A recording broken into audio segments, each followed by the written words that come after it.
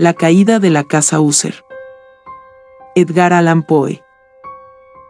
Un día de otoño triste, oscuro y silencioso, cuando las nubes colgaban bajas y pesadas en el cielo, crucé solo a caballo una región singularmente lúgubre del país, y, al fin, al acercarse la sombra de la noche, me encontré a la vista de la melancólica casa User.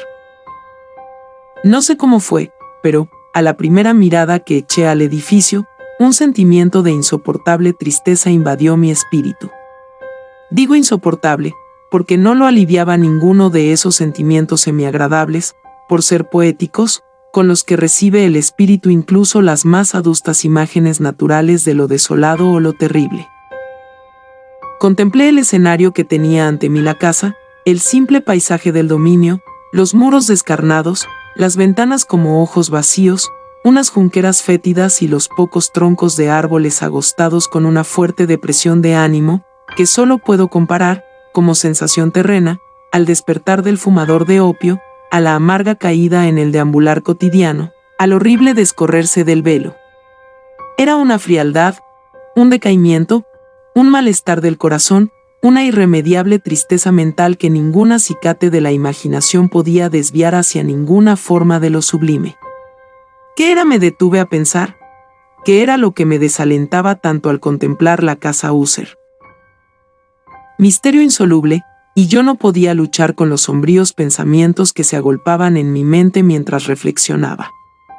Me vi obligado a recurrir a la conclusión insatisfactoria de que mientras hay, fuera de toda duda, combinaciones de simples objetos naturales que tienen el poder de afectarnos de esta forma, el análisis de semejante poder se encuentra entre las consideraciones que están más allá de nuestro alcance. Era posible, pensé, que una simple disposición distinta de los elementos de la escena, de los pormenores del cuadro, fuera suficiente para modificar o quizá anular su poder de impresión dolorosa, y, procediendo en consonancia con esta idea, dirigí mi caballo a la escarpada orilla junto a la mansión. Vi en sus profundidades con un estremecimiento aún más sobrecogedor las imágenes reflejadas e invertidas de las grises junqueras, los troncos espectrales y las ventanas como ojos vacíos de un negro y pavoroso lago que extendía su brillo tranquilo. En esa mansión de melancolía, sin embargo, me proponía pasar unas semanas. Su propietario, Frederick User, había sido uno de mis mejores compañeros de juventud, pero habían transcurrido muchos años desde nuestro último encuentro. Sin embargo, acababa de recibir una carta en otra región remota del país, una carta suya, cuya misiva, por su tono desesperadamente insistente, no admitía otra respuesta que la presencia personal. La escritura denotaba señales de la agitación nerviosa. Hablaba de una enfermedad física grave, de un trastorno mental que le oprimía y de un intenso deseo de verme por ser su mejor y, en realidad, su único amigo íntimo, con el propósito de conseguir, por la animación de mi compañía, algún alivio a su mal. La forma de expresar esto, y sobre todo la aparente sinceridad que acompañaba su petición, no me permitieron vacilar, y, en consecuencia, obedecí inmediatamente a lo que, por otra parte, consideraba un requerimiento muy singular. Aunque de muchachos habíamos sido compañeros íntimos, en realidad sabía poco de mi amigo. Siempre se había mostrado muy reservado.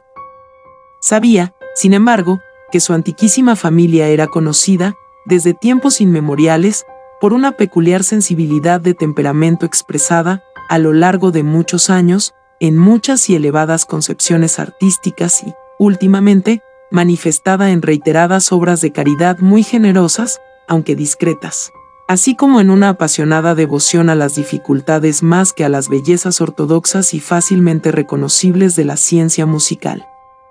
Conocí también el hecho importante de que la familia User, siempre venerable, no había conseguido, en ningún periodo, una rama duradera, en otras palabras, que toda la familia se limitaba a la línea de descendencia directa y siempre, con insignificantes y breves variaciones, había sido así.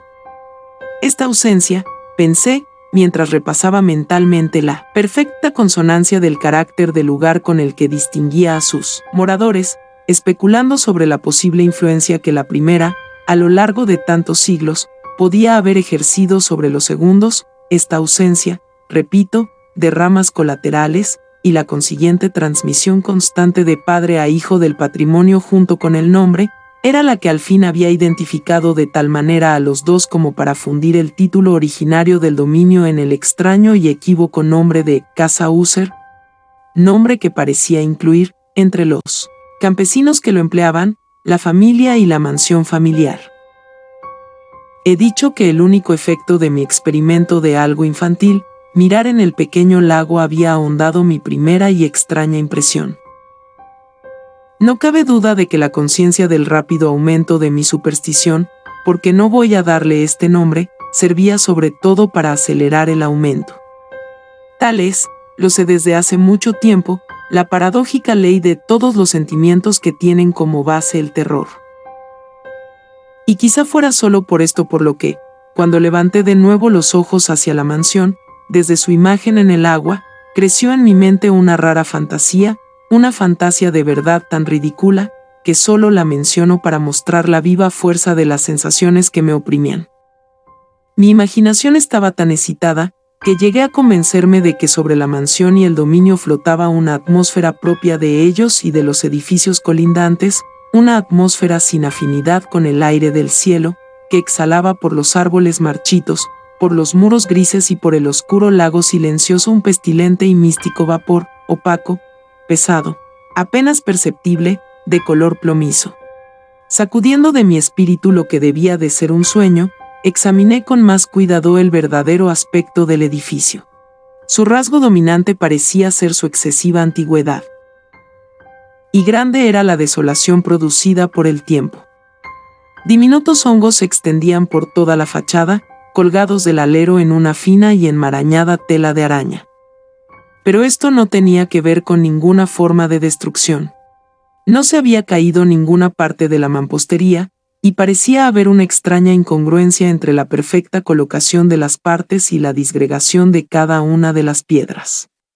Esto me recordaba la aparente integridad de viejas maderas que se han podrido durante largos años en una cripta olvidada, sin que intervenga el soplo exterior. Aparte de este indicio de ruina general, la estructura daba pocas señales de inestabilidad.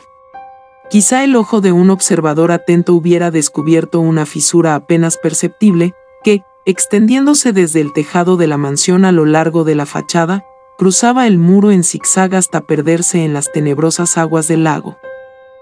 Mientras observaba estas cosas cabalgué por una corta calzada hasta la mansión. Un criado que aguardaba tomó mi caballo, y entré en la bóveda gótica del vestíbulo.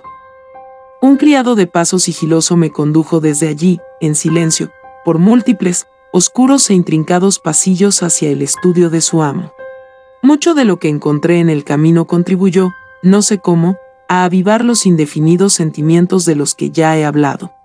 Mientras que los objetos que me rodeaban, los artesonados de los techos, los sombríos tapices de las paredes, los suelos de negro ébano y los fantasmagóricos trofeos heráldicos que rechinaban al pasar eran cosas, o parecían, a las que estaba acostumbrado desde niño, pero no pensaba en lo familiar que me resultaba todo esto. Estaba asombrado de las insólitas fantasías que esas imágenes producían en mí.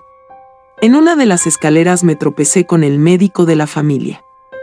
La expresión de su rostro, pensé, era una mezcla de insidiosa astucia y de perplejidad. Me saludó con ansiedad nerviosa y siguió su camino. Luego el criado abrió una puerta y me dejó en presencia de su amo.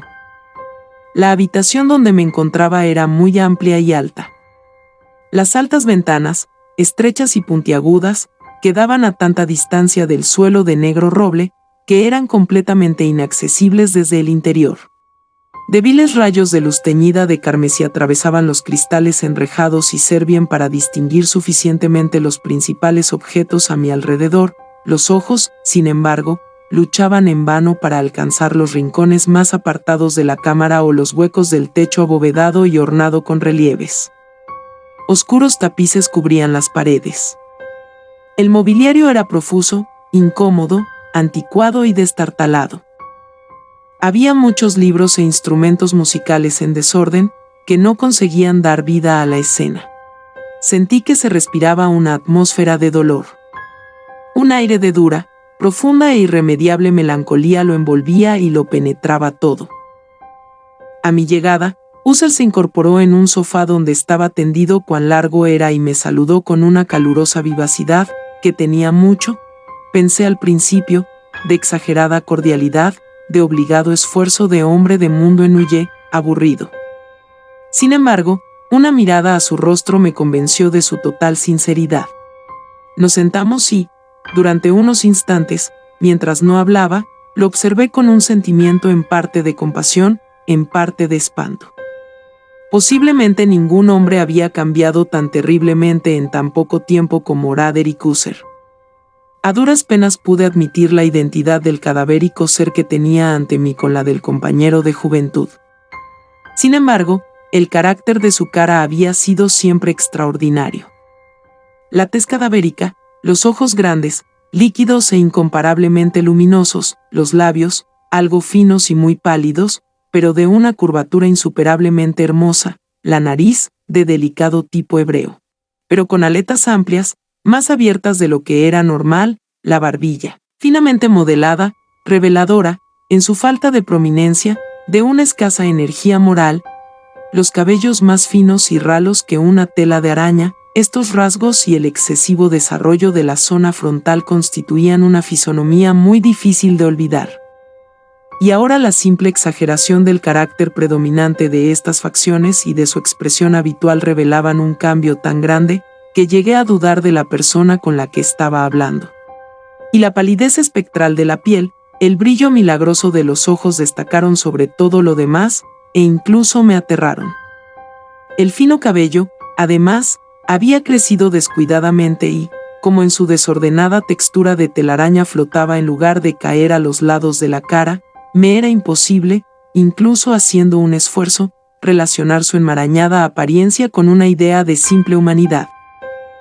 En el comportamiento de mi amigo me impresionó encontrar incoherencia, inconsistencia, y pronto descubrí que era motivado por una serie de débiles e inútiles esfuerzos por sobreponerse a una habitual ansiedad, a una excesiva agitación nerviosa. En realidad ya estaba preparado para algo de esa naturaleza, no menos por su carta que por reminiscencias de ciertos rasgos juveniles y por las conclusiones que deduje de su peculiar conformación física y de su temperamento. Sus gestos eran alternativamente vivaces y lentos. Su voz pasaba rápidamente de una indecisión trémula, cuando su espíritu vital parecía totalmente en suspenso, a esa clase de concisión enérgica, a esa manera de hablar abrupta, pesada, lenta, hueca, a esa pronunciación gutural, densa, equilibrada, perfectamente modulada, que se puede observar en el borracho perdido o en el incorregible fumador de opio en los periodos de mayor excitación. Así me habló del objeto de mi visita, de su sincero deseo de verme y del consuelo que esperaba recibir. Abordó con bastantes detalles la naturaleza de su enfermedad. Era, dijo, un mal constitucional y familiar, para el cual desesperaba de encontrar remedio, una simple afección nerviosa, añadió inmediatamente, que sin duda pasaría pronto. Se manifestaba en una multitud de sensaciones anormales. Algunas de estas, cuando las detalló, me interesaron y me confundieron, aunque quizás influyeran los términos que empleó y el estilo general de su relato.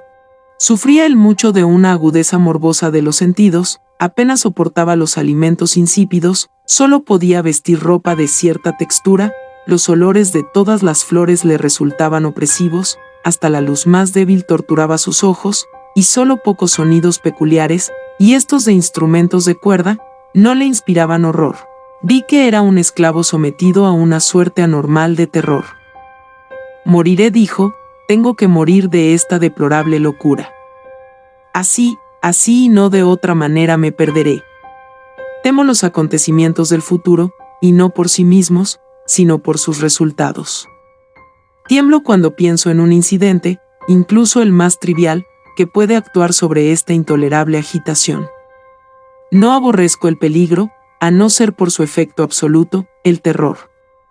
En este desaliento, en este lamentable estado, siento que más tarde o más temprano llegará el momento en que tenga que abandonar vida y razón a la vez, en alguna lucha con el siniestro fantasma, el miedo. Me di cuenta, además, por los intervalos y por las insinuaciones interrumpidas y equívocas de otro extraño rasgo de su estado mental. Estaba dominado por ciertas impresiones supersticiosas relativas a la mansión que ocupaba y de donde, durante muchos años, no se había atrevido a salir, supersticiones relativas a una influencia cuya supuesta energía describió en términos demasiado sombríos para repetirlos aquí. Influencia que algunas peculiaridades de la simple forma y material de su mansión familiar habían ejercido sobre su espíritu, decía, a fuerza de soportarlas durante mucho tiempo, efecto que el aspecto físico de los muros y las torres grises y el oscuro lago en que estos se miraban había producido, a la larga, en la moral de su existencia. Admitía, no obstante, aunque con vacilación, que podía buscarse un origen más natural y mucho más palpable de la peculiar melancolía que le afectaba, la grave y prolongada enfermedad, el desenlace ciertamente cercano con la muerte de una hermana tiernamente amada, su única compañía durante muchos años, último y único pariente en la tierra. Su muerte, decía con una amargura que nunca podré olvidar, hará de mí, el indefenso, el frágil, el último miembro de la vieja estirpe de los User. Mientras hablaba, la señorita Madeline, así se llamaba, pasó lentamente por un lugar apartado de la cámara y, sin advertir mi presencia, desapareció. La miré con absoluto asombro, no desprovisto de miedo, y, sin embargo, me resulta imposible explicar estos sentimientos. Una sensación de estupor me oprimió, mientras mis ojos seguían los pasos que se alejaban. Cuando al fin una puerta se cerró tras ella, mi mirada instintiva y ansiosamente buscó el semblante del hermano, pero éste había hundido la cara entre las manos, y solo pude percibir que una palidez aún mayor se extendía por los dedos enflaquecidos, entre los cuales caían apasionadas lágrimas. Hacía tiempo que la enfermedad de la señorita Madeline había desconcertado a sus médicos. Una constante apatía, un cansancio gradual de su persona y frecuentes, aunque transitorios, accesos de carácter parcialmente cataléptico eran el habitual diagnóstico. Hasta entonces había resistido con firmeza la opresión de su mal y se había negado a guardar cama, pero a la caída de la tarde de mi llegada a la casa se rindió, como me contó su hermano esa noche con inexpresable agitación, al aplastante poder destructor, y supe que la rápida visión que había tenido de su persona probablemente sería la última, ya que nunca más volvería a ver a la dama, por lo menos en vida. Después, durante varios días, ni User ni yo mencionamos su nombre, y en ese tiempo estuve ocupado en vehementes intentos para aliviar la melancolía de mi amigo. Pintábamos y leíamos juntos, o yo escuchaba, como en un sueño, las extrañas improvisaciones de su conmovedora guitarra. Y así, mientras una intimidad cada vez más estrecha me introducía sin reservas en lo más recóndito de su alma, iba adquiriendo con amargura la inutilidad de todo intento por alegrar un espíritu, cuya oscuridad, como una cualidad positiva, inherente, se derramaba sobre todos los objetos del universo físico y moral en una incesante irradiación de melancolía. Siempre guardaré en la memoria las muchas horas solemnes que pasé a solas con el dueño de la casa User. Sin embargo, no conseguiré comunicar una idea del carácter exacto de los estudios o las ocupaciones en las cuales me envolvía o cuyo camino me enseñaba. Una idealidad excitada, enfermiza, arrojaba un resplandor sulfúreo sobre todas las cosas. Sus largos e improvisados cantos fúnebres resonarán eternamente en mis oídos. Entre otras cosas, conservo dolorosamente en la memoria cierta rara perversión y amplificación del extraño aire del último vals de von Weber. De las pinturas que nutría su laboriosa fantasía, y cuya vaguedad crecía en cada pincelada, vaguedad que me producía un estremecimiento tanto más penetrante, cuanto que ignoraba su causa, de esas pinturas, aún tengo sus imágenes nítidas ante mí, sería inútil que intentase presentar algo más que la pequeña porción comprendida entre los límites de simples palabras escritas. Por la absoluta sencillez, por la desnudez de sus diseños, atraían la atención y la subyugaban. Si alguna vez un mortal pintó una idea, ese fuera Derek User. Para mí, al menos, en las circunstancias que entonces me rodeaban, surgía de las puras abstracciones que el hipocondríaco lograba plasmar en el lienzo una intensidad de intolerable espanto, cuya sombra nunca he sentido, ni siquiera contemplando las fantasías de Fuseli, muy brillantes, pero demasiado concretas. Una de las fantasmagóricas concepciones de mi amigo, que no participaba con tanto rigor del espíritu de abstracción, puede ser esbozada, aunque de una forma muy indecisa, débil, con palabras. El pequeño cuadro representaba el interior de una bóveda o túnel muy largo, rectangular, con paredes bajas, lisas, blancas, sin interrupción ni adorno de ningún tipo. Ciertos toques accesorios del diseño servían para dar la idea de que esa excavación estaba a mucha profundidad bajo la superficie de la tierra. No se veía ninguna salida en toda la vasta extensión, ni se percibía ninguna antorcha, ni ninguna otra fuente artificial de luz. Sin embargo, flotaba por todo el espacio una ola de intensos rayos que bañaban el conjunto con un resplandor inadecuado y espectral. Ya he hablado de ese estado morboso que hacía intolerable al paciente toda música, si exceptuamos los efectos de unos instrumentos de cuerda. Quizá los estrechos límites en los que se había confinado con la guitarra dieron origen, en gran medida, al carácter fantástico de sus realizaciones. Pero no se puede explicar de esta manera la fogosa facilidad de sus impromptus, género musical pianístico. Debían de ser y lo eran, tanto las notas como las palabras de sus extravagantes fantasías, pues, con frecuencia, se acompañaba con improvisaciones verbales rimadas, debían de ser el resultado de ese intenso recogimiento y concentración mental a los que ya he aludido, y que solo se podían observar en momentos de la más elevada excitación. Recuerdo fácilmente las palabras de una de esas rapsodias. Quizá fue la que más me impresionó mientras la tocaba, porque en la corriente oculta o mística de su sentido creí percibir por primera vez una plena conciencia por parte de Husserl de que su elevada razón vacilaba en su trono. Los versos, que tituló El Palacio Encantado, decían poco más o menos así. En el más verde de nuestros valles, habitado por los ángeles buenos, antaño un bello y majestuoso palacio, un radiante palacio alzaba su frente. En los dominios del rey pensamiento, allí se elevaba. Jamás un serafín desplegó el ala sobre un edificio la mitad de bello. Banderas amarillas, gloriosas doradas sobre su remate flotaban y ondeaban. Todo esto, sucedía hace mucho, muchísimo tiempo, y a cada suave brisa que retozaba en aquellos gratos días, a lo largo de los muros pálidos y empenachados se elevaba un aroma alado. Tres los que vagaban por ese alegre valle, a través de dos ventanas iluminadas, veían espíritus moviéndose musicalmente a los sones de un laúd bien templado, en torno a un trono donde, sentado, con un Fausto digno de su gloria, aparecía el Señor del reino.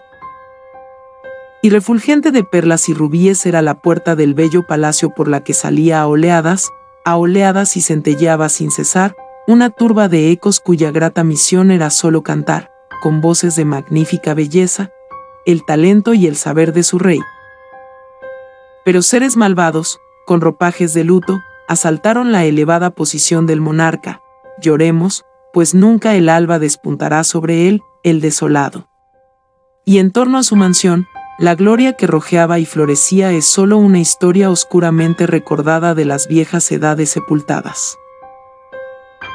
Y ahora los viajeros, en ese valle, a través de las ventanas rojizas, de amplias formas moviéndose fantásticamente en una desacorde melodía, mientras, cual un rápido y horrible río, a través de la pálida puerta una horrenda turba se precipita eternamente, riendo, mas sin sonreír nunca más. Recuerdo bien que las sugestiones nacidas de esta balada nos llevaron a una serie de pensamientos, entre los que resaltó una opinión de Husserl que menciono no por su novedad, pues otros hombres han pensado así, sino para explicar la obstinación con que la defendió. Esta opinión, de forma general, trataba de la sensibilidad de todos los vegetales. Pero, en su trastornada fantasía, la idea había cobrado un carácter más atrevido, e invadía, bajo ciertas condiciones, el reino de lo inorgánico. Me faltan las palabras para expresar todo el alcance o el vehemente abandono de su persuasión. La creencia, sin embargo, se relacionaba, como he insinuado previamente, con las grises piedras de la casa de sus antepasados. Las condiciones de la sensibilidad habían sido satisfechas, imaginaba él, por el método de colocación de esas piedras, por el orden de su disposición, por los muchos hongos que las cubrían y por los marchitos árboles que las rodeaban, pero sobre todo por la duración inalterada de este orden y por su duplicación en las quietas aguas del lago. La evidencia de esta sensibilidad podía comprobarse, dijo, y me sobresalté al oírlo, en la lenta pero segura condensación de una atmósfera propia en torno a las aguas y a los muros. El resultado podía descubrirse, añadió, en esa influencia silenciosa, aunque insistente y terrible, que durante siglos había modelado los destinos de su familia, haciendo de él eso que yo ahora estaba viendo, eso que él era. Estas opiniones no precisan comentario, y no haré ninguno. Nuestros libros, los libros que durante años constituyeron no pequeña parte de la existencia mental del enfermo, estaban, como puede suponerse, en estricta armonía con este carácter fantasmal. Leíamos con atención obras tales como el Berber de Chartreuse, de Gresset, Belflegor, de Machiavelli, del cielo y del infierno, de Swedenborg, El viaje al interior de la tierra de Nicolás Klim, de Holberg, Quiromancia, de Robert Fladd, de Jean de Indaginé y de la Chambre, El viaje a la distancia azul, de Tieck, y La ciudad del sol, de Campanella. Nuestro libro favorito era un pequeño volumen en octavo del Directorium Inquisitorum, Directorio para Inquisidores, del dominico Eimeric de Girone, y había pasajes de Pomponius Mela sobre los viejos sátiros africanos y egipanes con los que Husserl pasaba largas horas soñando. Pero encontraba su principal gozo en la lectura de un curioso y sumamente raro libro gótico en cuarto, el manual de una iglesia olvidada, Vigilias de los muertos según el coro de la iglesia de Maguncia. No podía yo dejar de pensar en los extraños ritos de esa obra, y en su probable influencia sobre el hipocondríaco, cuando una noche, tras informarse de repente que la señorita Madeline había dejado de existir, declaró su intención de preservar su cadáver durante 15 días, antes de su definitivo entierro, en una de las numerosas criptas dentro de la mansión. El motivo humano que alegó para justificar este singular proceder no me dejó libertad para discutir. El hermano había llegado a esta decisión, según me dijo, tras considerar el carácter insólito de la enfermedad de la fallecida, unas inoportunas y ansiosas investigaciones de sus médicos, y la lejana y expuesta situación del cementerio familiar. No negaré que, cuando recordé el siniestro aspecto de la persona con quien me crucé en la escalera el día de mi llegada a la casa, no tuve ningún deseo de oponerme a lo que consideré una precaución inofensiva y de ninguna forma extraña. A petición de Husserl, le ayudé personalmente en los preparativos de la sepultura temporal. Puesto ya el ataúd, los dos solos lo trasladamos a su lugar de descanso.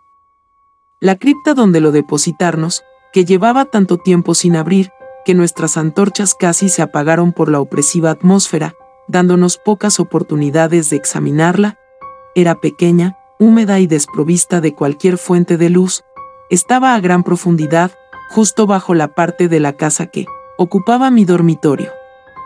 Al parecer, había sido utilizada, en remotos tiempos feudales, con el siniestro uso de mazmorra, y en días más recientes, como almacén de pólvora o de alguna otra sustancia altamente combustible, pues una parte del suelo y todo el interior de un largo pasillo abovedado por donde pasamos para llegar allí estaban cuidadosamente revestidos de cobre. La puerta de hierro macizo también estaba protegida de ese metal.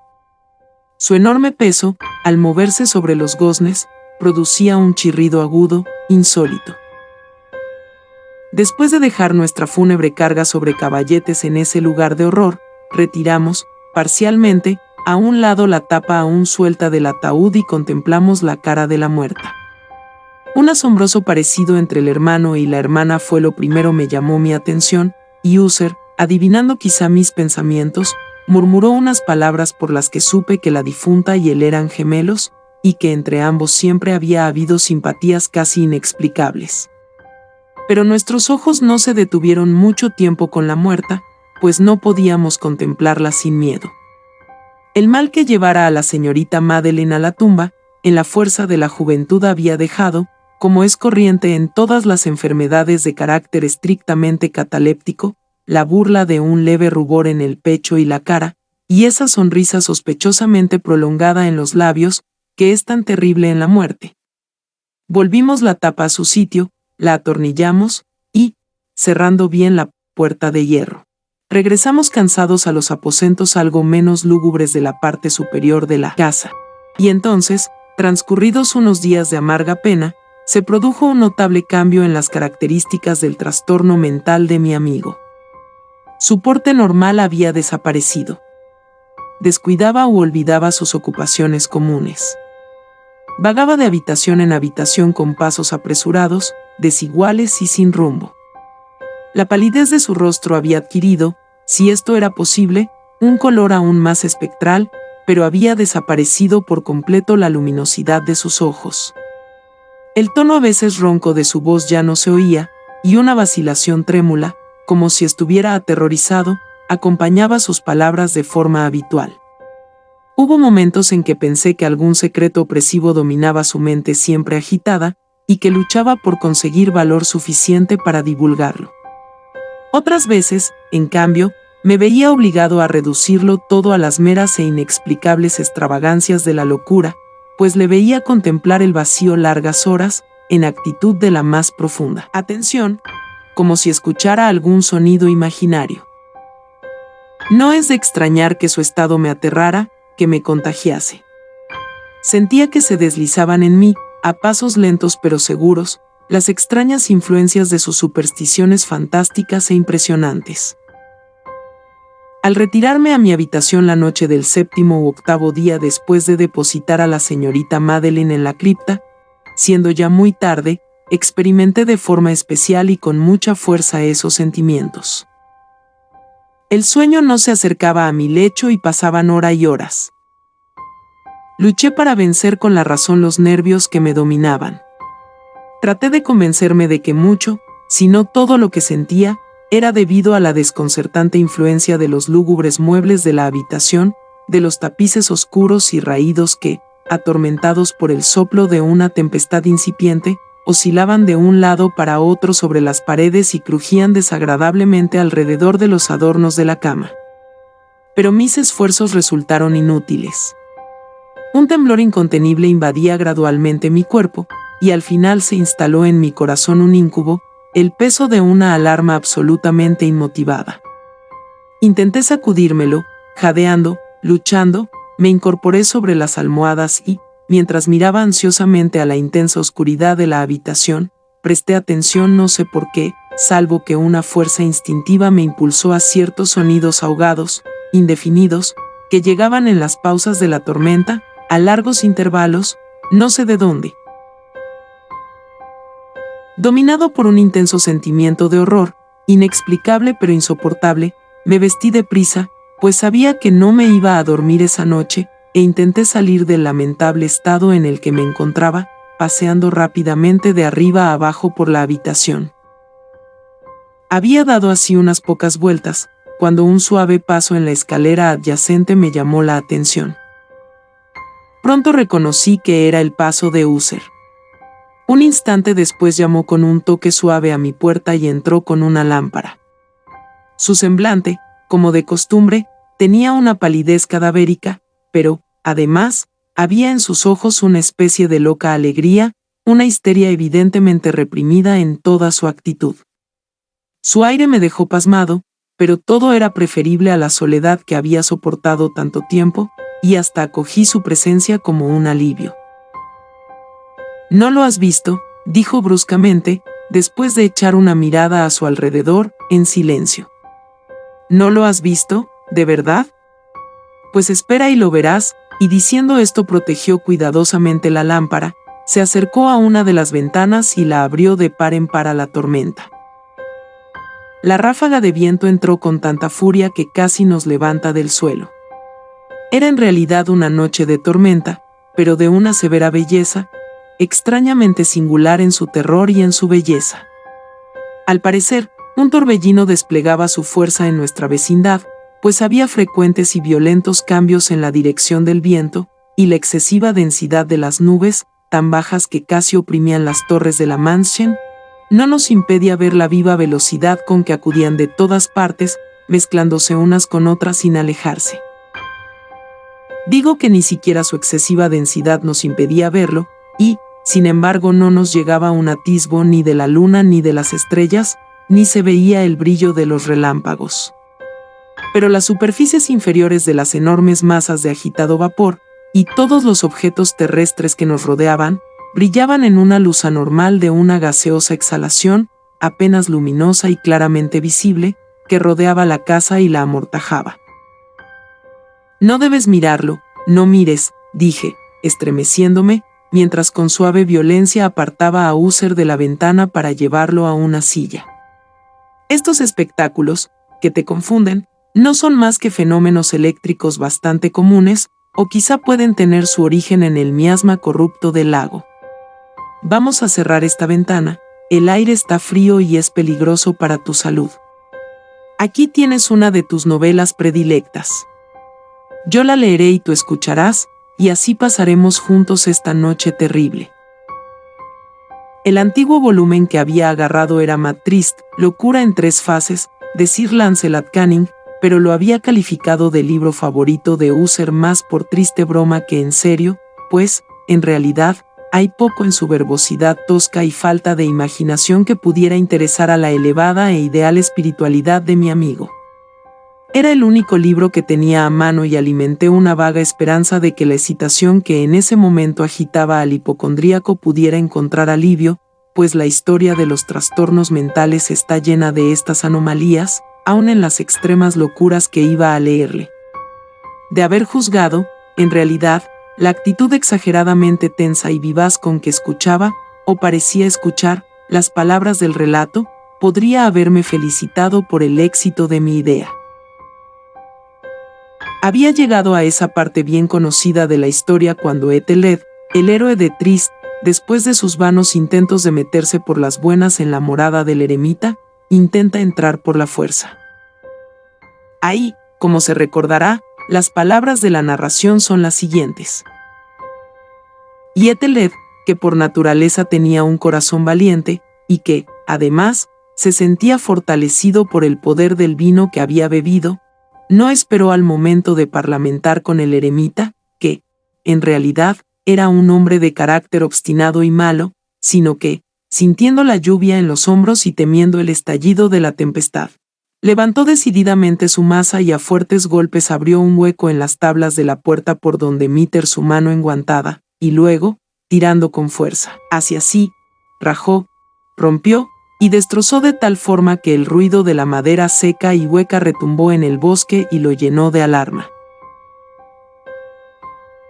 Al terminar esta frase, me sobresalté y me detuve un momento, pues me pareció, aunque enseguida concluí que mi excitada imaginación me había traicionado, me pareció que, desde algún lugar muy alejado de la mansión, llegaba confusamente a mis oídos algo que podía ser, por su parecido, el eco aunque ahogado y confuso por cierto del mismo ruido de rajar y destrozar que Sir Lancelot había descrito con tanto detalle.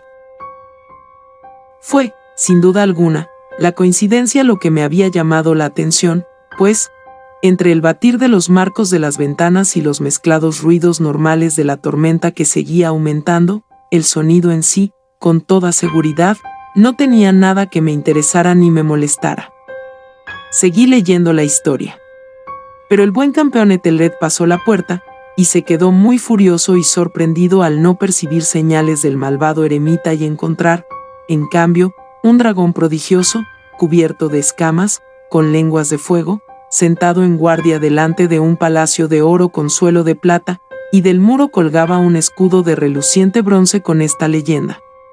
Quien entre aquí conquistador será, quien mate al dragón el escudo ganará.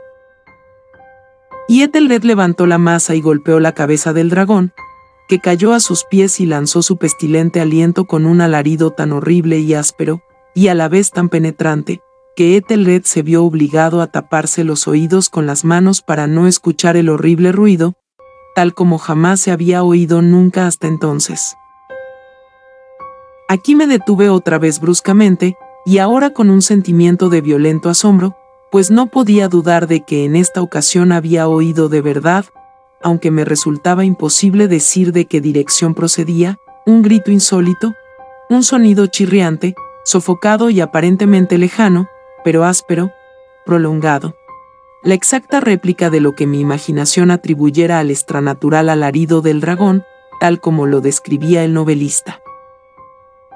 Oprimido, como sin duda lo estaba desde la segunda y más extraordinaria coincidencia, por 1000 sensaciones contradictorias, en las que predominaban el asombro y el pánico, conservé, sin embargo, la suficiente presencia de ánimo como para no excitar con ninguna observación la sensibilidad nerviosa de mi compañero. No estaba seguro de que hubiera advertido tales sonidos, aunque en los últimos instantes se había producido una evidente y extraña alteración de su apariencia. Desde su posición frente a mí, había hecho girar poco a poco su silla, de forma que ahora estaba sentado mirando hacia la puerta de la habitación, y por esto, solo en parte podía ver yo sus facciones, aunque percibía que le temblaban los labios, como si murmurara algo inaudible. Tenía la cabeza doblada sobre el pecho, pero supe que no estaba dormido porque vi que tenía los ojos muy abiertos y fijos, cuando le miré de reojo. El movimiento del cuerpo contradecía también esta idea, pues se mecía de un lado a otro con un balanceo suave pero continuo y uniforme. Tras haber notado rápidamente todo esto, reanudé la lectura del relato de Sir Lancelot, que seguía así. Y entonces el campeón, después de escapar a la terrible furia del dragón, se acordó del escudo de bronce y del encantamiento roto, apartó el cadáver de su camino y avanzó con valor por el pavimento de plata del castillo hasta la pared donde colgaba el escudo, el cual, en realidad, no esperó su llegada, sino que cayó a sus pies sobre el suelo de plata con grandísimo y terrible fragor. Apenas había pronunciado estas palabras, cuando como si en realidad un escudo de bronce, en ese momento, hubiera caído con todo su peso sobre un piso de plata, percibí un eco claro, profundo, metálico y resonante, aunque aparentemente sofocado. Incapaz de dominar mis nervios, me puse en pie de un salto, pero el movimiento de balanceo rítmico de Uther no se interrumpió. Corrí apresuradamente hasta el sillón en el que estaba sentado. Sus ojos miraban fijamente hacia adelante y dominaba su persona una rigidez pétrea. Pero, cuando posé mi mano sobre su hombro, un fuerte estremecimiento recorrió su cuerpo, una sonrisa infeliz temblaba en sus labios, y vi que hablaba con un murmullo bajo, rápido e incoherente, como si no advirtiera mi presencia. Inclinándome sobre él, muy cerca, bebí, por fin, el horrible significado de sus palabras. ¿No lo oyes? Sí, yo lo oigo y lo he oído. Mucho tiempo, muchos minutos, muchas horas, muchos días lo he oído, pero no me atrevía. Oh, ten lástima de mí, miserable, desventurado. No me atrevía a hablar. La hemos encerrado viva en la tumba, ¿no dije que mis sentidos son agudos? Ahora te digo que oí sus primeros débiles movimientos en el ataúd hueco. Los oí, hace muchos días, no me atrevía a hablar. Y ahora, esta noche, ¡ja! La puerta rota del eremita, y el grito de muerte del dragón y el estruendo del escudo. Más bien, el ruido de su ataúd al rajarse, el chirriar de los goznes de hierro de su cárcel y sus luchas en el pasillo de cobre de la cripta. Oh, ¿dónde me esconderé? ¿No estará pronto aquí? ¿No se apresura a reprocharme mis prisas?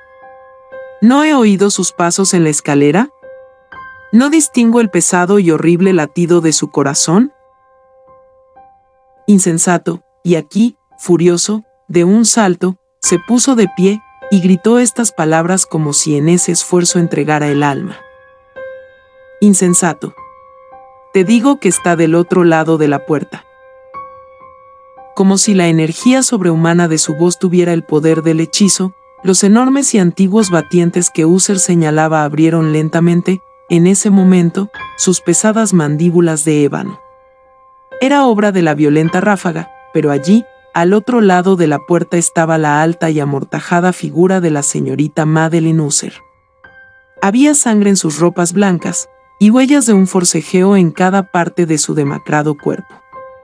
Por un instante se mostró temblorosa, tambaleándose en el umbral, luego, con un lamento sofocado, cayó pesadamente hacia adentro, sobre el cuerpo de su hermano, y en violenta agonía final lo arrastró al suelo muerto, víctima de los terrores que había anticipado. Huí horrorizado de aquella cámara, de aquella mansión. Fuera seguía la tormenta con toda su furia cuando me encontré cruzando la vieja calzada. De repente surgió en el sendero una luz extraña y me volví para ver de dónde podía salir tan increíble brillo, pues la enorme casa y sus sombras quedaban solas detrás de mí. El resplandor venía de la luna llena, roja como la sangre, que brillaba ahora a través de aquella grieta apenas perceptible, como he descrito, que se extendía en zigzag desde el tejado de la casa hasta su base. Mientras la contemplaba, la grieta se iba ensanchando. Pasó un furioso soplo de torbellino, todo el disco de la luna estalló entonces ante mis ojos, y mi espíritu vaciló al ver que se desplomaban los pesados muros, y hubo un largo y tumultuoso clamor como la voz de 1000 torrentes, y a mis pies se cerró, sombrío y silencioso, el profundo y corrompido lago sobre los restos de la casa User. Fin.